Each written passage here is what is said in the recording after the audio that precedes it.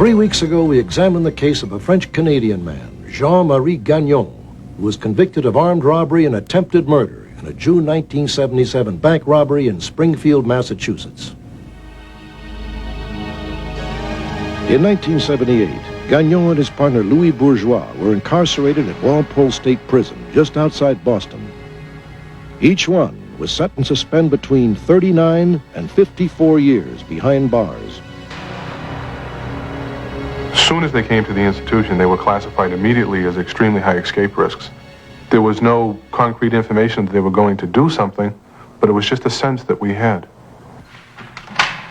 7 years after their conviction, Gagnon and Bourgeois were called as witnesses in a civil suit in Illinois, and they were turned over to the United States Marshals for the first leg of their journey. 1 month later in Hartford, Connecticut, Gagnon and Bourgeois were being returned to Walpole State Prison by 2 different marshals when they got stuck in a traffic jam. Apparently, these marshals were not aware that Gagnon and Bourgeois were considered unusually dangerous. The marshals theorized that Gagnon or Bourgeois had obtained a standard handcuff key and hidden it in their dental work.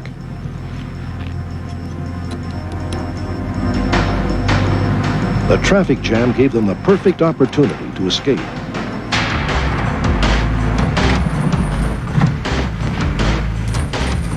Both men were in excellent physical shape, and still bound in waist chains, they were able to outdistance the pursuing marshals.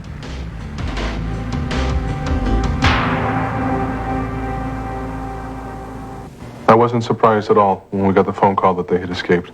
Not surprised in the least. As a matter of fact, it was like, I'm surprised it took them so long.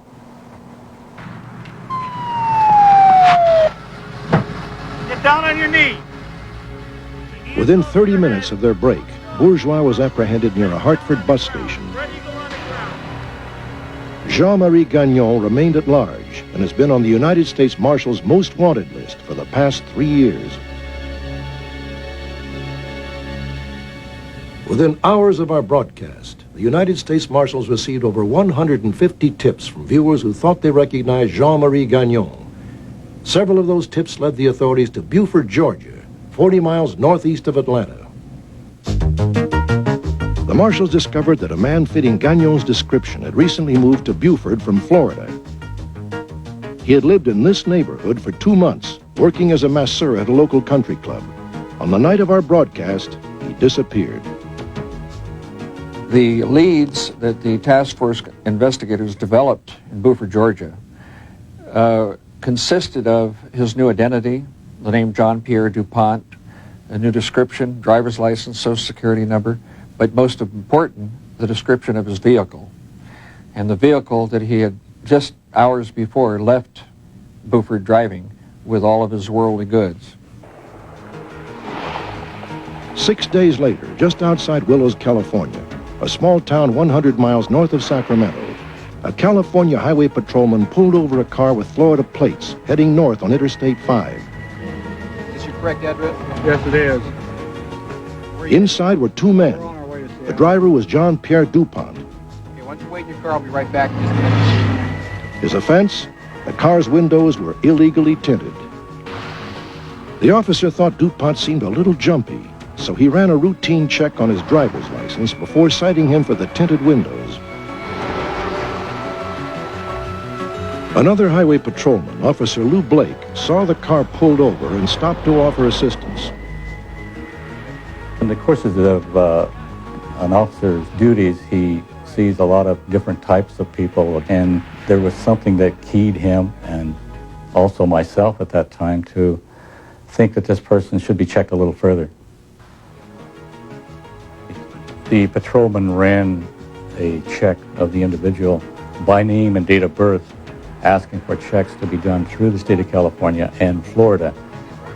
California responded right away that there were negative wants in the state of California. However, Florida did not respond immediately, and therefore, since there didn't appear at that time to be anything to hold the individual for, he was released to continue northbound on Interstate 5.